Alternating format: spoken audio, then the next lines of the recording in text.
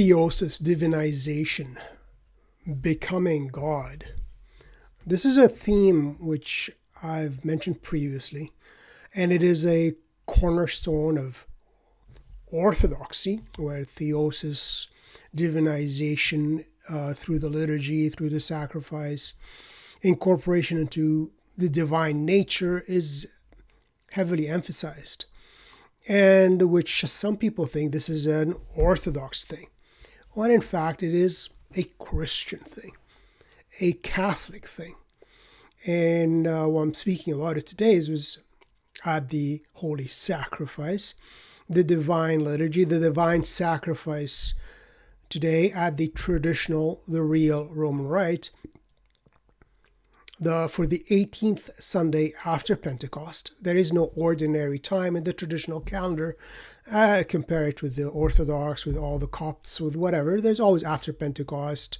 It's the same stuff, same type of setup. So it's the 18th Sunday after Pentecost, and the prayer of the secret, which is, it's meant to be a low, very low tone of voice, which is prayed before offering the sacrifice. So it's not meant to be said aloud. That's why it's called the secret. But the words of the secret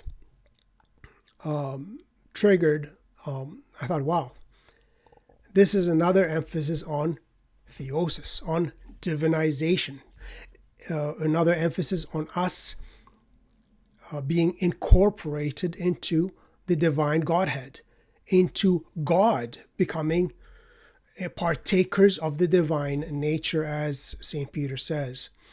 And I'm just it's a short video. I have like 3 different missals, 3 different translations, and the online one from a live mass.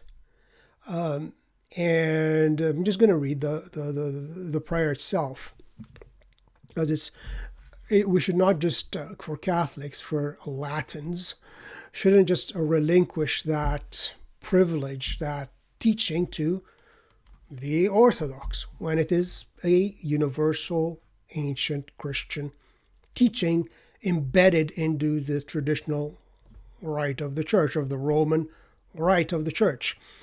So divinization is basically the concept of becoming divine. So we're not changed by, like, our nature isn't altered, but in a sense we are. When you consume, you are what you eat. So when we are eating God, we are in fact being divinized in a sense.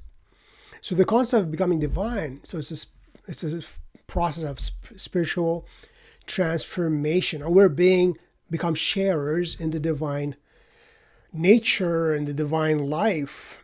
So in a sense, so we're not going to become God, divine, but we are being divinized. We are elevated. Our human nature is being elevated from an animal nature to a divine nature. So this is called deification, or theosis, as the Eastern Orthodox would say.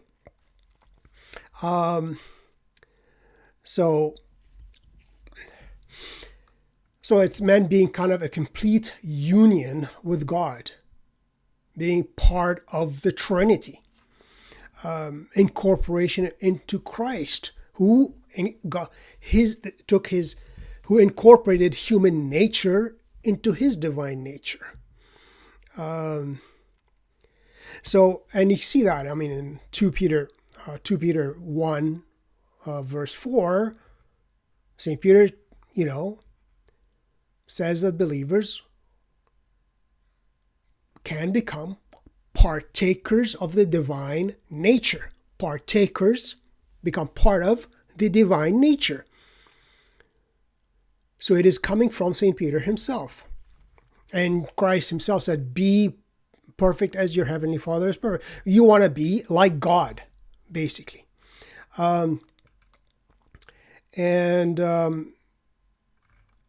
I'm just going to show you here. I'm not going to show you. Actually, I'm just going to, in the offertory, in the prayers of offering of the, I'm not going to look at them in these missals. I'm just going to looking my online translation, which is the same. They're all the same. in the traditional Roman rite, while the priest is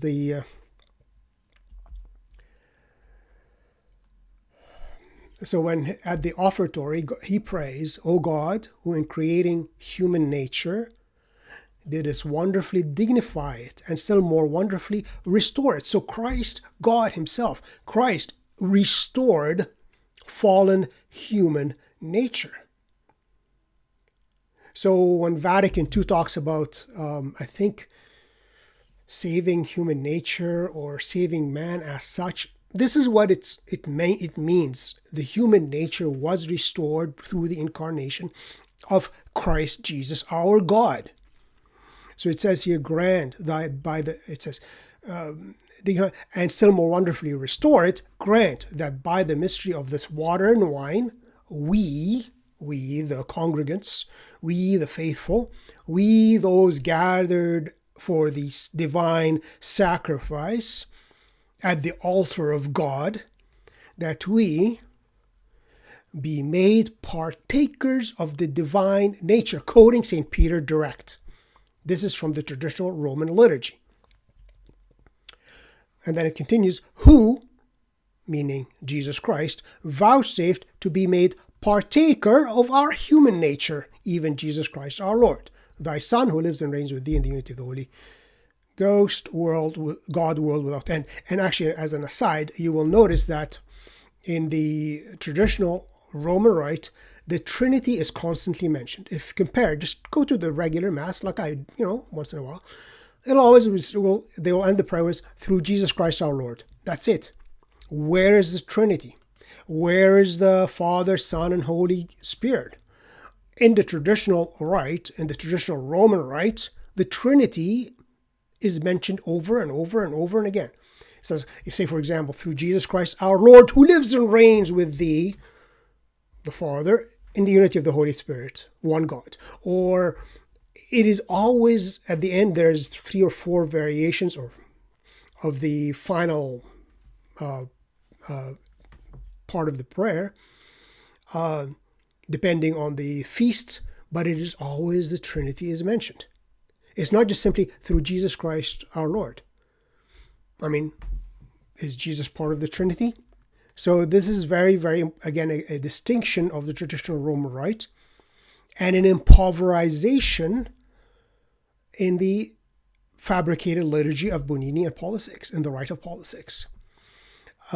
So this is the regular one. Now, what I'm talking about here is the prayer for the secret prayer before going into the canon.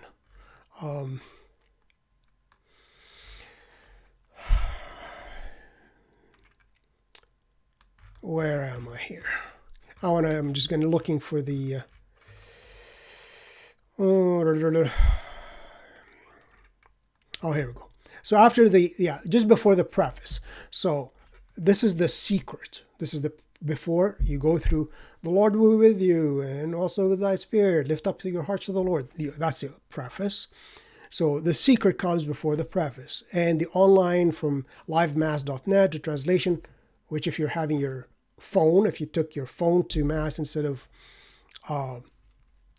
your missal, this is a translation which struck me today, which is kind of doubling down on divinization, on theosis, on being partakers of the divine nature. So here's the translation from Sancta Missa or livemass.net. O God, who through the gifts we have exchanged with you in this sacrament,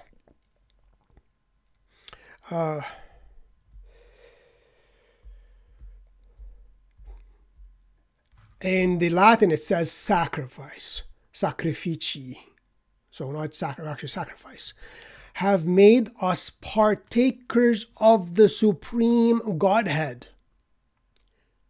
Through this exchange of the sacrifice, we become partakers of the supreme Godhead. Grant us, we beseech thee, that we have knowledge of your truth, as you may, so we may fully live up to it through Christ, through Jesus Christ, thy Son, our Lord, who lives and reigns with thee in the unity of the Holy Ghost, God, world without end. So this is the one translation. Now here's 3 more. This is from the Father Lasance's Missal. Again, this is for, where did I misplace it? There we go. The secret. So this is what the Missal says here. O God, who through the august communication of this sacrifice, this is a bit more accurate translation, dost make us, so the communication through this august sacrifice taking place at the altar, make us partakers of the one supreme divinity. I mean, can you understand how awesome this is? How stunning this is? Grant, we beseech thee, that as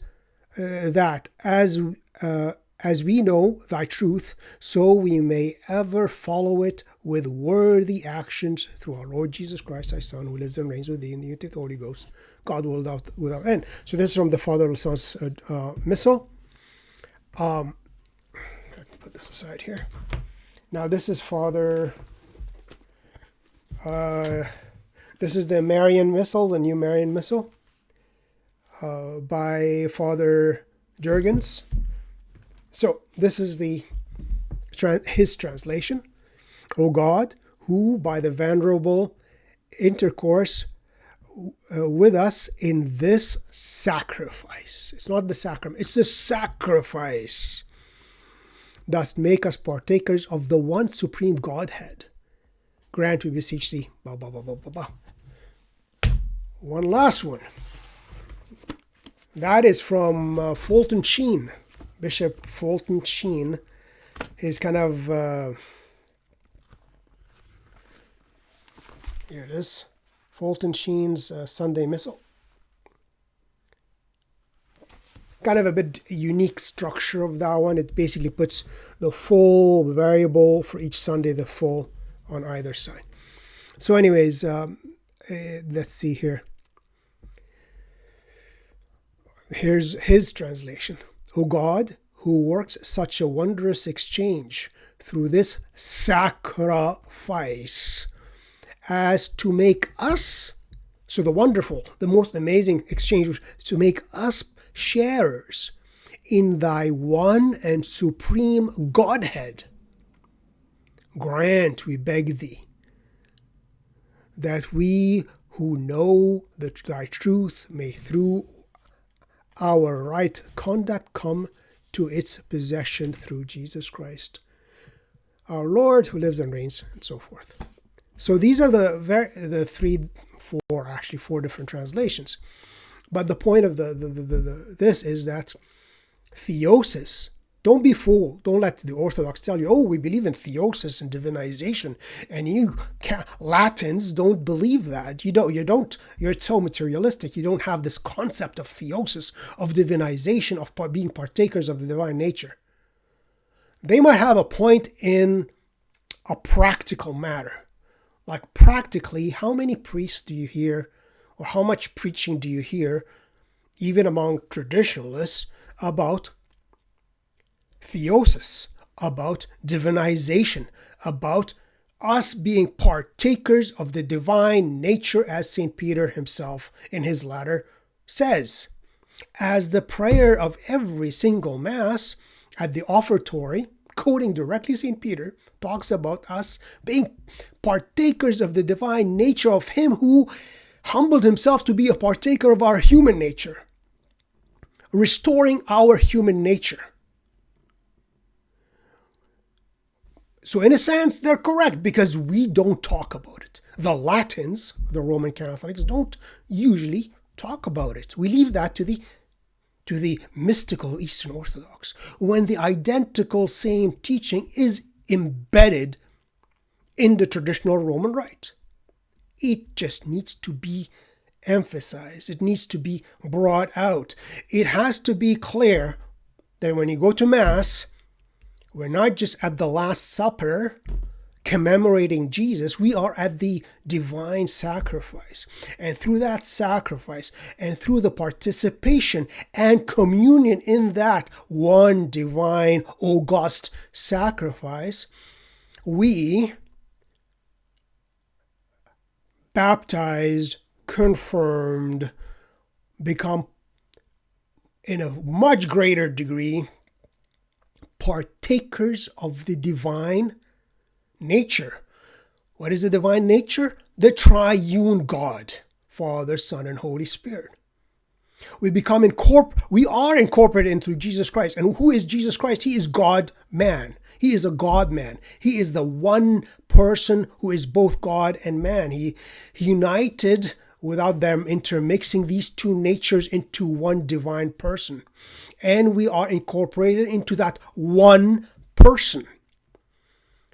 So going to the holy sacrifice, to the Mass, to the divine liturgy, to the divine sacrifice, as St. John Chrysostom says about the Holy Mass, we, by participating, asking God to become partakers of the divine nature, to be divinized, so we can experience theosis.